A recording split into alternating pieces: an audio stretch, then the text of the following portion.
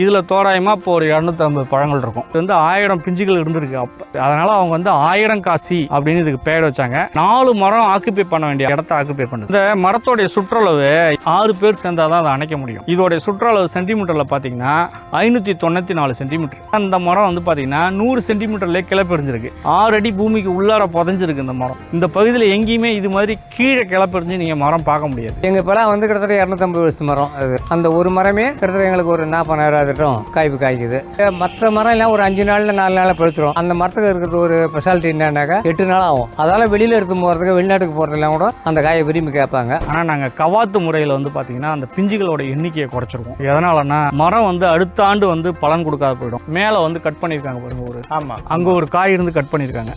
ஒரு காம்புக்கு ஒரு காயின்னு தான் விடுவோம் கணக்கு பண்ணி. இப்போ இதில் வந்து நீங்கள் தோராயமாக பார்த்தீங்கன்னா ஒரு 150 சொலை இருக்கும். இதோடைய வெயிட் வந்து பார்த்தீங்கன்னா 25 கிலோ தான் இருக்கும். ஸோ பெரிய காயை வந்து நம்ம அது விலையும் அதிகமாக இருக்குது, அதை எடுத்துக்கிட்டு போகிறதுக்கு சிரமம். ஒரு 50 கிலோ ஒரு ஆள் எடுத்துகிட்டு போகிறது கஷ்டம். கிலோ வந்து பார்த்தீங்கன்னா 55 கிலோ 60 கிலோ 120 கிலோலாம் வந்து ஒரு காலகட்டத்தில் வந்துருக்கு. ஒரு காய்க்கு வந்து 250 ரூபா இன்றைக்கி மார்க்கெட்னா 250 ரூபா தான். அது வந்து 30 கிலோவாக இருக்கலாம், 35 கிலோவாக இருக்கலாம், 40 கிலோவாக இருக்கலாம். அந்த காயோட கிலோவை பேஸ் பண்ணி கிடையாது, காயை பேஸ் பண்ணி தான். கிட்டத்தட்ட ஒரு 9 தலைமுறைகள் தாண்டி வந்துருக்கு இந்த மரம். 10வது தலைமுறையை பார்க்குது. ஒரு தலைமுறை என்பது பார்த்தீங்கன்னா 30 ஆண்டுகள் வச்சுக்கலாம். 30 ஆண்டுகள் பார்த்தீங்கன்னா கிட்டத்தட்ட 9 தலைமுறை தாண்டி 10வது தலைமுறையை பார்க்குது. நாங்கள் வந்து இதை 250 ஆண்டு காலத்துக்கு மேற்பட்ட பழமையான மரம்னு சொல்லிட்டு இருக்கோம். ஆக்சுவலாக இதோடைய உண்மையான வயதை வந்து நீங்கள் கணிக்கணும்னா பார்த்தீங்கன்னா 400-405 ஆண்டுகளாக இருக்கும் அந்த மரம். 2011 தானே புயல் வந்தது இல்லைங்களா? அந்த தானே புயலில் அந்த மரம் வந்து முற்றிலும் சேதம் அடைஞ்சு எல்லா கிளைகளும் ஒடிஞ்சு 3 வருஷம் எந்த ஒரு பலனுமே கொடுக்காத இருந்தது.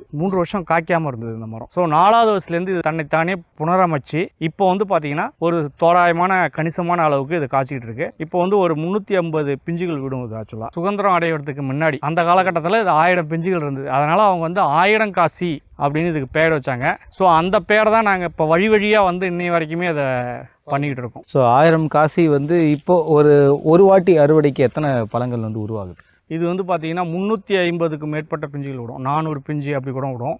ஆனால் நாங்கள் கவாத்து முறையில் வந்து பார்த்திங்கன்னா அந்த பிஞ்சுகளோட எண்ணிக்கையை குறைச்சிருவோம். எதனாலன்னா மரம் வந்து அடுத்த ஆண்டு வந்து பலன் கொடுக்காத போயிடும். அந்த ஆண்டு அதாவது பெலாவை பொறுத்த வரைக்கும் அதோடைய உற்பத்திக்கும், அதாவது அதோடைய சக்திக்கு அதிகமாக உற்பத்தி பண்ணக்கூடிய ஒரு தன்மை உள்ளது பெலா.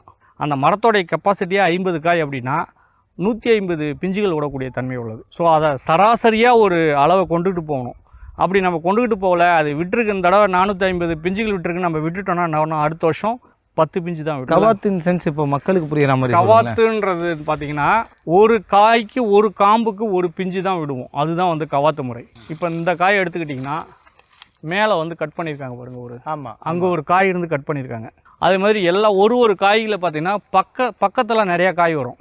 அதெல்லாம் வந்து கட் பண்ணி எடுத்துருவோம். ஒரு காம்புக்கு ஒரு காய்.